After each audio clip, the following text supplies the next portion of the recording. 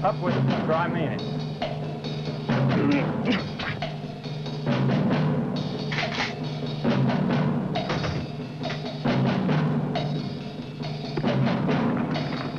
Step on it. Shut up.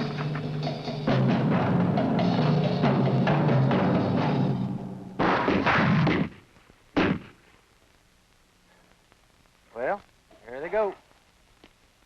I only had one good shot all day, and I missed that. Come on, let's get out of here. I think I'm going to buy a new gun. Change my luck. That may not be as easy as it sounds anymore, buddy. With that lousy new gun law. Oh, yeah. What is that all about, anyway? Oh, well, they have to register the gun. Then they ask you all kinds of fool questions, I hear. Well, that's the government for you. Next thing you know, we'll probably have to store them in an armory and ask their permission to borrow them. Just to get a couple of birds. And with your shooting, that'd hardly be worth the trouble, would it, Deadeye? Hey, ain't that the truth? When you gonna get your new gun, Sam? Oh, I don't know. Some Saturday, I guess. Probably gonna take all day. Yeah, that's the truth. Man, let's get a beer. I'm so dry, I can't even spit. Today. Oh, you know, Saturday afternoon, all the kids come in. It is mine. Some of the salt, sure thing. Well, good afternoon, gentlemen. What'd you do with your birds? Leave them in the car? Well, we left ours in the car. Huh? What'd you do with yours, Sammy? Leave them up in the air? Shut up and pour us a beer, will you? We're just kidding, Sam.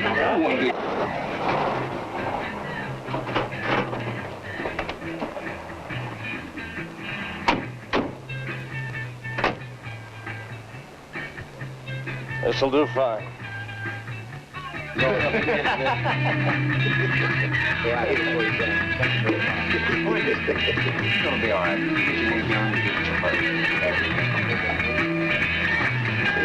Well, there you go, Sammy. Better luck the next time, huh? He's made money and take a minute. Okay, everybody calm down. Stay right where you are. Hey, what is this? Ain't spin the bottle, Buster. Shut up. I said cool it. Put the glass down. Hands on the bar. Watch. Empty the cash register. Whose wagon's that outside? The gold one. Somebody better answer. It's mine. Give me the key. Hurry up! Start the car. Cover him. Hurry up! Let's go.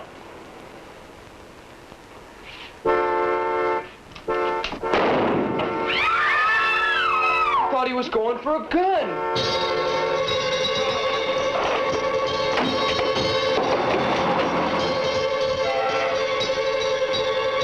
Hey, who was shooting back there? The bartender. He was going for a gun under the bar. I shot him. You what? Oh, great, just great. Just wait a minute, take it easy. What the hell did you do a stupid thing like that for? What would you do, kill him? I don't know. I don't think so.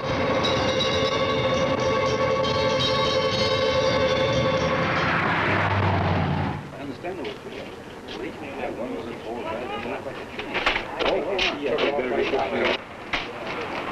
Stupid kid. Just a stupid kid. Why'd he do that for? Did you get the tag? Yeah, we call it in. There's an APB out for him.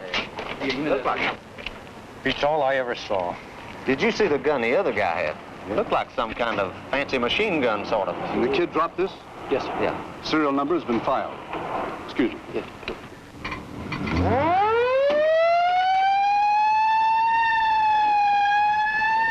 601.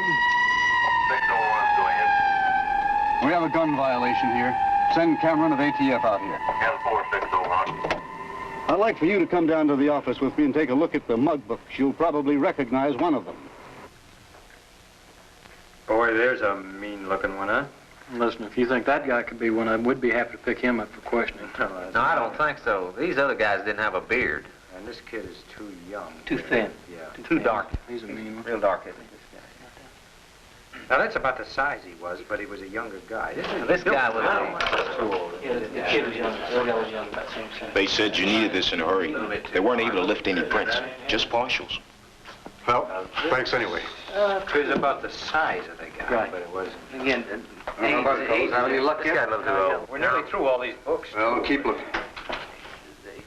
this one. Hi, Floyd. Hi, Barney. How's the family? Fine, I guess. I don't get to see too much of them anymore. This new gun law, I guess Congress has really increased your workload, huh? A new title and lots more work. Well, I hope you can help us.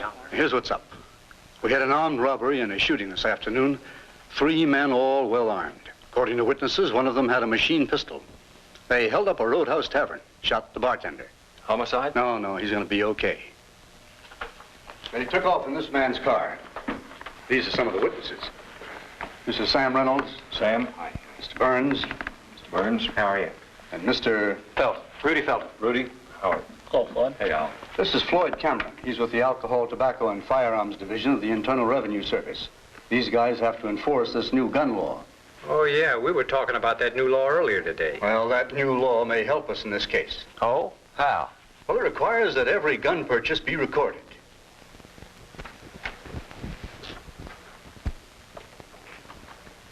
It's brand new.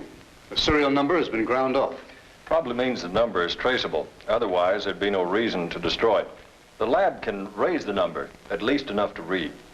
Our labs are pretty good at that. By using an acid heat treatment, they can raise the numbers. Once we have the serial number, we can check the manufacturer. They will have the record of the wholesale dealer that handled this particular gun. And the law requires that records be kept all the way down to the individual retail dealer. Well, how are you doing with identification? I haven't seen anything yet. Not a thing. Not even a possibility. Floyd, I guess the gun is all we've got to go on. And they were storing it here. Alcohol, Tobacco, Firearms Division. Warehouse. McCurdy speaking. And we picked Yeah, up Phil. 2 fully loaded Go tractor ahead. trailer vans here. So that means that these Give me the guys number first. rented cars right here. These guys who were stationed here did a good job. Okay. Do you have anybody down here cutting them all? Yeah, Give me the we address. had a couple of cars stationed here, but these guys here were the key. And, Fine, I got it. vans up here. Thanks a lot. Get out the road. Yeah. That Did a good job. turned out real well. I think. Floyd, excuse me. Got something on that gun. Hey, that was quick. Guess you're just living right, Floyd. The lab was able to raise the serial numbers, and Phil Jarvis called the manufacturer. They traced it to a store right here in the city. Pendleton Hardware, 425 Worth Street, Southwest. Good. Mac, give Ramsey a call. Tell him to meet us at this address. Let's go. I'm Floyd Cameron. This is Ned Fox. We're with the Alcohol, Tobacco, Firearms Division of Internal Revenue Service. I'd like to check your gun sale records. Sure. I'll get it for you.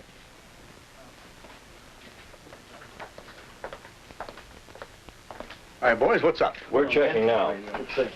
Okay, here we are. See, it was a 38 caliber revolver, serial number C31923. Well, we haven't sold many revolvers lately, but if we sold this one, it shouldn't be too hard to find. Let's see. There it is, right there. I remember him. Sold it myself. He bought it on the 10th. Mickey Stovall, 1411 North Lyndhurst, here in the city. Did you get it? Got it. Can you describe him? Well, not really. He was kind of a young guy. What'd he do? Well, he may have been involved in a holdup. How old was he? Well, I don't know. He was old enough to buy a gun, but he was kind of young. He had a draft card, though. I checked. He said something about his brother coming in and from the service, and they were going to do some target shooting. He did.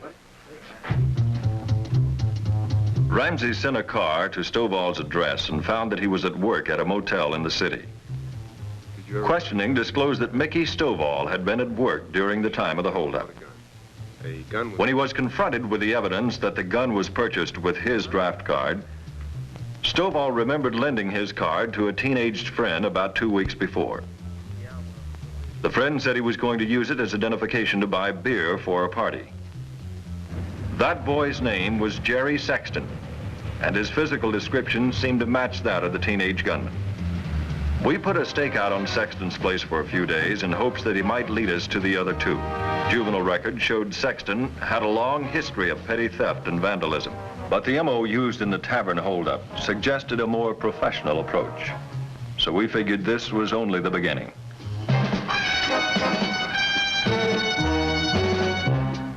On the third night, Sexton left his house, and we took up the tale.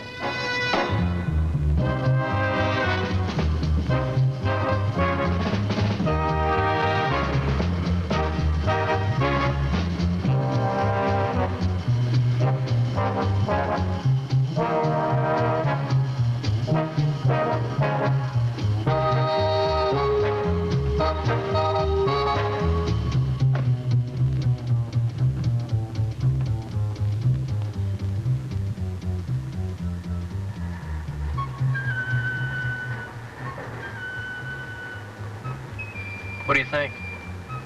Third one's probably inside. 601. Go ahead, 601. 601, advise Cameron need assistance to effect arrest. Send cars 12 and 23 to point 6. 10-4, 601. So we'll knock over a couple more stores. Sort of, get the feel of it as a team, huh? And then we'll blow this town and go after the big stuff. Only remember, we were lucky last time. Watch the gun. Don't use it unless you have to. Got that straight, kid?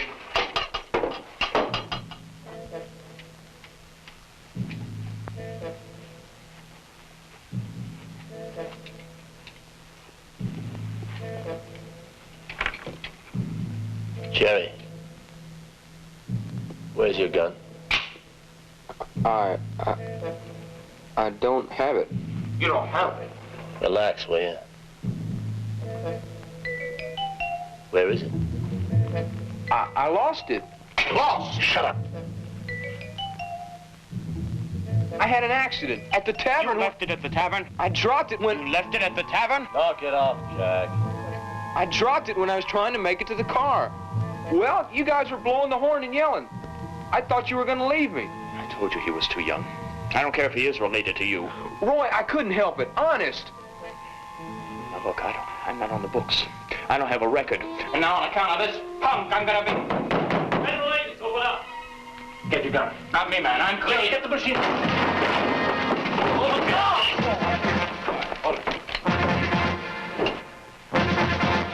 Jerry, have you lived here all your life?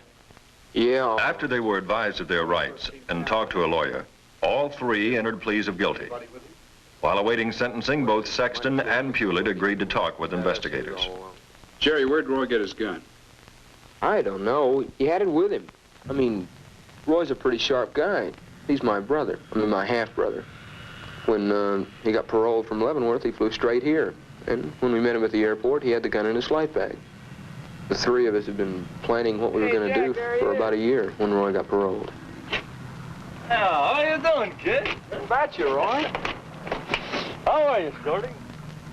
You look like you love to run away. Well, you know that lousy prison diet. I see the Marines didn't treat you too badly. Oh, that Mickey Mouse outfit. How'd you get out? I got a dishonorable discharge. What'd you do? I hit a sergeant. A squirt like you hit a sergeant? Yeah, with a 2.5-ton truck. That's great, huh? Well, where are we going? Ask him. I got your room, just like you said. It ain't much, but... Well, neither is where I've been. That's right. Well, come on, let's go. We got a lot of work to do. Okay.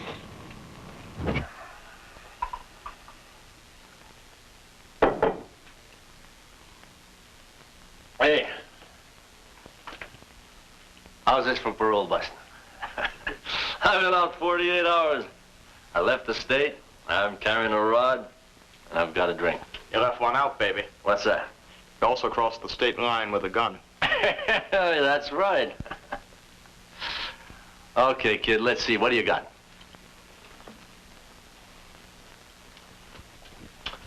How about this?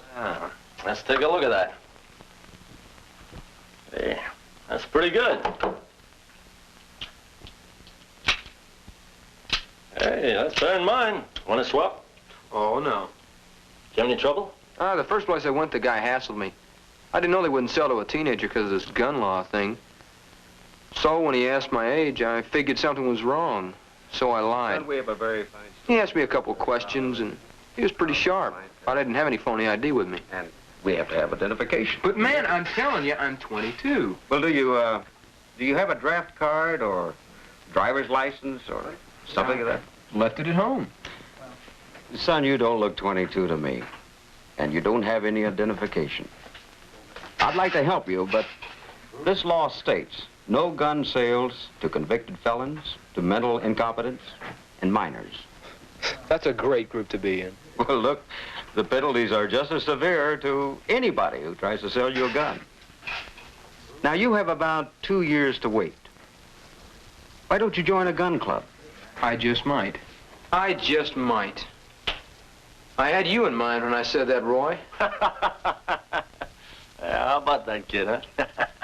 The next time I was ready for him, I borrowed a guy's draft card for identification. I told him I wanted to get some beer for a party. I had it all worked out. Yes, sir. I need some pistol targets. Fine. How many would you like? Oh, a dozen.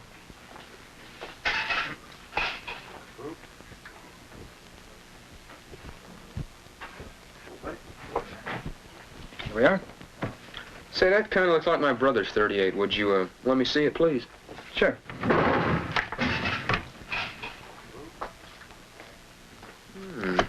Real nice. How much is it? $93.50. But I'm not... I'll take it. And a box of shells. Well, I don't know. How old are you? You want to see some identification? Here's my draft card. You have a driver's license? They pulled it for 90 days. I had a little accident. You'll have to fill out this card. It records the gun sale. Sure. My brother's coming home from the service. We're going to do a little target shoot. Coming home from the service, huh? Hey, that's beautiful. Then I took the gun and ground the serial numbers out. Hey, that's a pretty good job. You're learning, kid. And I bought the gun in Mickey Stovall's name. Mickey Stovall. Hey, he's in trouble, huh? Yeah. What about you, Jack? How'd you do?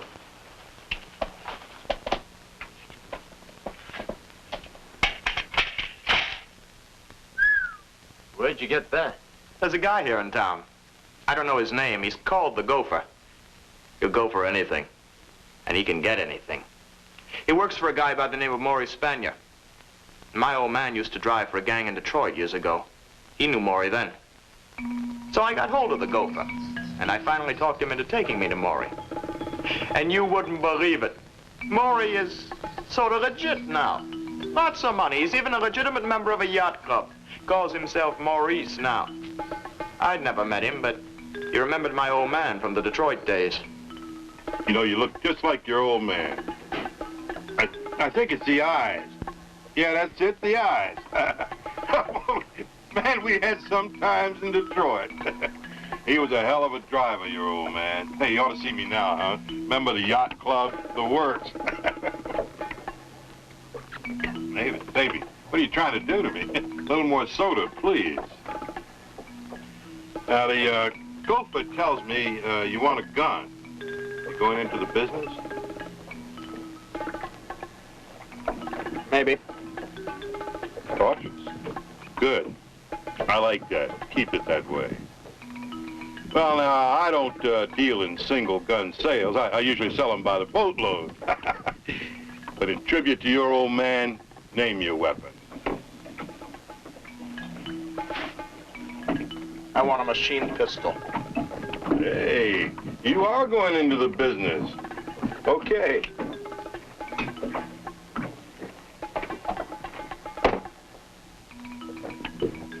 You keep the stuff here? Some of it. This thing's a floating arsenal. It's handy for offshore and island pickups and deliveries. And it's registered with a yacht club.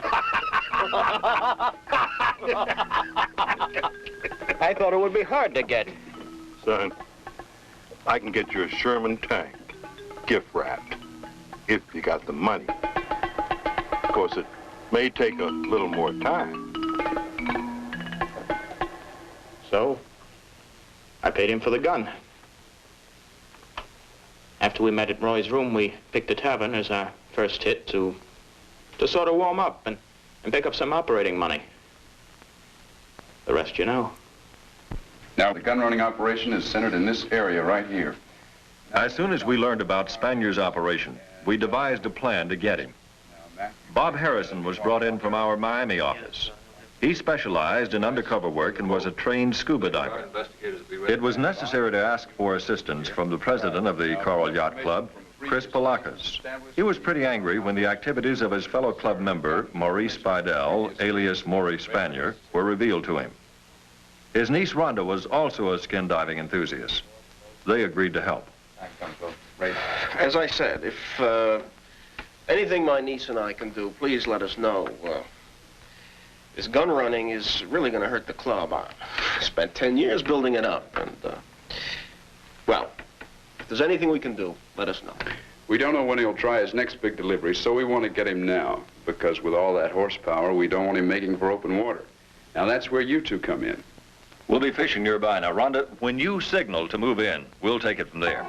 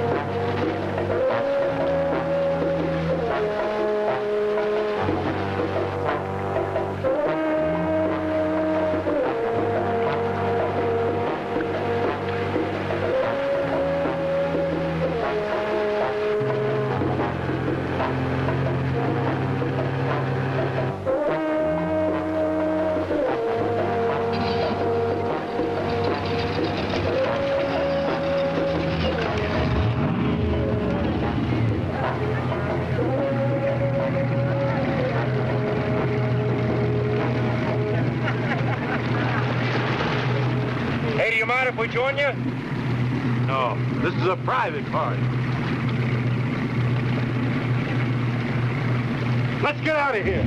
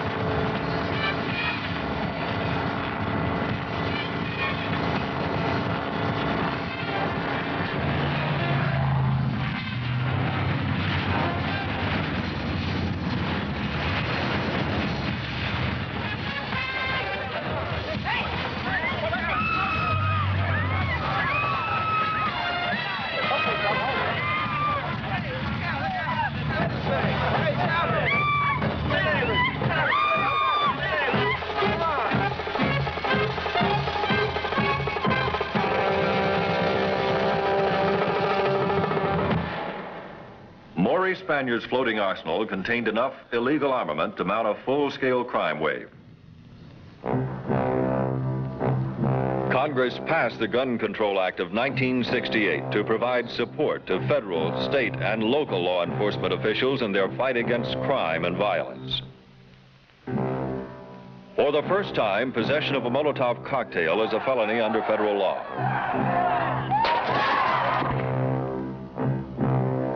Possession of most gangster-type weapons like sawed-off shotguns is illegal. Persons under 21 are prohibited from buying pistols or revolvers. However, in passing the Gun Control Act, Congress did not intend to restrict law-abiding citizens in their ownership or use of firearms. You know, I thought there was going to be a lot of trouble in buying this, you know, with that new gun law and everything. But all I had to do was fill out a form and then show them my driver's license when I bought the gun. You mean that's all there was to it? Yeah, and I had to do that anyway when I made out a check for the new gun. That's what it's all about.